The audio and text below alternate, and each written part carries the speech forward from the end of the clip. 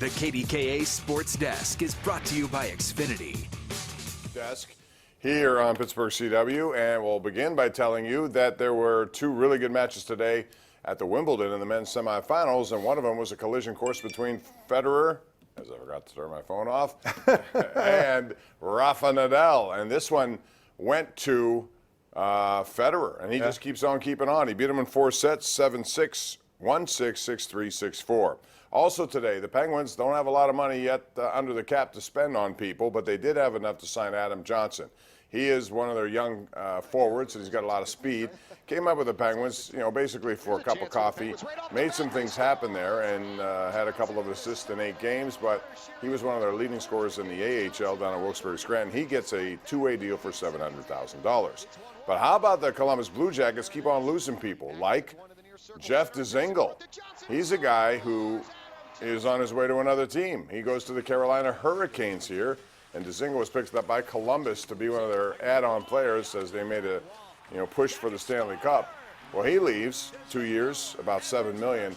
And Paul, what that means is coming back now, they've lost Dzingel, they've lost Matt Duchene, they lost Sergei Bobrovsky, who I thought got ridiculously overpaid, by the way. Well, and who else did they lose? Artemi Panarin, who's making $12 million a year. So money was out there, but Columbus didn't give any of it. Yeah, and I think the biggest thing about it is you kind of knew when they sort of went all in. I hate that phrase, but they sort of went all in this year, but you knew they were going to have a hard time keeping that team together, and so it was kind of like, you make a run at the Stanley Cup, and I think if they'd have lost in the first round to Tampa, I think we would have saw the end of the Tortorella era, because they gave up a lot, and they went out and really tried to make a run at it, and now they can't keep these guys together. So right.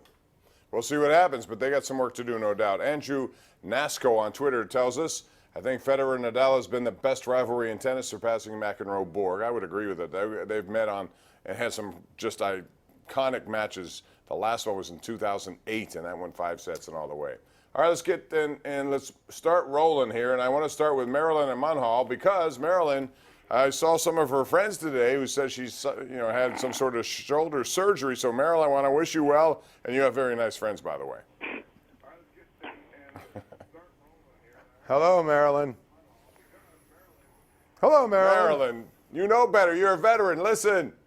Goodbye, Marilyn. Marilyn, I got to let you go. You got to call back. Goodbye, Marilyn. I didn't mean to do that, Marilyn, but we got to move along. Let's go to Jerry in West Elizabeth. Hey, Jerry, how are you?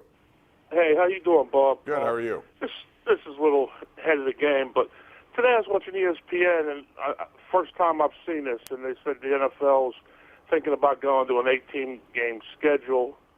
So I'm assuming they would lose 2 preseason games. But then they also said that the backup quarterback would have to start 2 games, even if even if the starter's healthy. The rule is that the proposed rule is 18-game schedule, but players can only play a maximum of 16 games, which might be the dumbest thing I've ever heard. So you're going to have 2 regular season games, basically, where they're not really regular season games because you're going to have a lot of backups playing. And all of a sudden now you need a game to win, and you're going to tell me Ben Roethlisberger can't play. So that's all a negotiating ploy. Or better yet, you spend $175 on a ticket because you want to go see, and then you go there and find out that this is the game that Phillip Rivers and Ben Roethlisberger have to sit out. And so you're watching. First of all, it's not going to go. To me, it's all negotiating fodder. That's what they do. We've talked about this subject many times. Thanks for the call. I basically think that you're always going to see 4 preseason games because I think coaches wanted that way, quite frankly. But we'll see. Let's go out to Chris in Johnstown. Chris, welcome to the Nightly Sports Call. How are you? Hi, how are you, Bob? All right, and you? Very good. Hey, I didn't know this. When the Steelers first joined the NFL, established in 1933 of July 8th, they were first called the Pirates till 1940, and they made themselves the Steelers in 1940.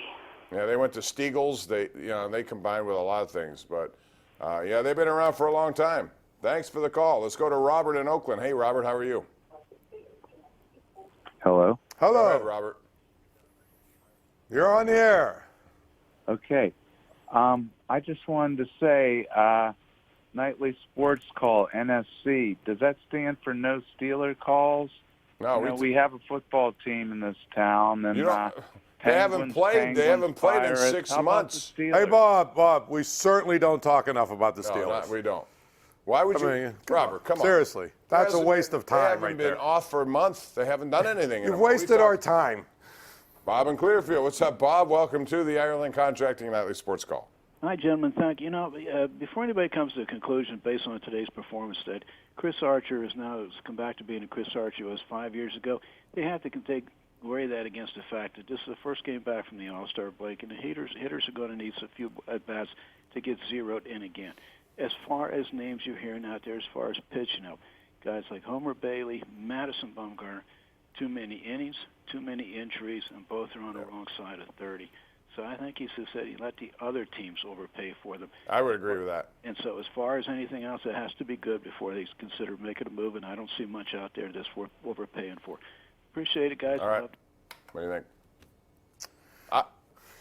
I mean, they should have gone Keuchel. You didn't have to give anybody up. Just pay the money. Pay the money. That's fine. Or how about who I predict will have a very good second half, and we saw him today, Kimbrel. Kimbrel was good today, and they needed to. The Cubs bullpen is terrible. And I got a kick out of people, his first couple of times back. Oh, you see, they overpay. It's like, come on, the dude hasn't pitched, and give him a few times to get in that group. Keuchel's already made 4 starts. Yeah. And he's going to make a lot more. We got to go to a break. We're up against it. We'll take it right now. This is the Ireland Contracting Nightly Sports Call on the Bordas and Bordas Hotline.